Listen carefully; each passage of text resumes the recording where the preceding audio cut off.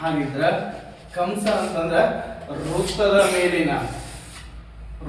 ಮೇಲಿನ ಯಾವುದಾದ್ರೂ ಎರಡು ಬಿಂದುಗಳನ್ನ ಎ ಬಿ ಅಂತ ಇದು ಮಾಡ್ತೀನಿ.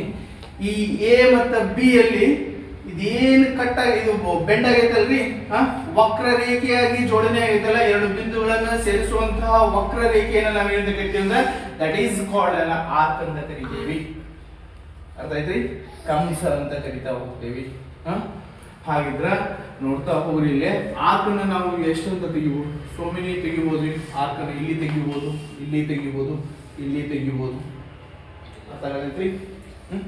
ಎಲ್ಲಿ ಬೇಕಾದ್ರೆ ಹಲವಾರು ಸೃಷ್ಟಿ ಮಾಡ್ಬೋದು ನಾವು.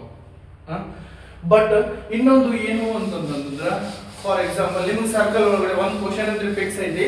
ಯಾವುದು ಅಂತಂದ್ರೆ so many ask in so many question papers. ಏನು ಅಂತಂದ್ರ ಫಾರ್ ಎಕ್ಸಾಂಪಲ್ ಇವಾಗ ವೃತ್ತದಲ್ಲಿ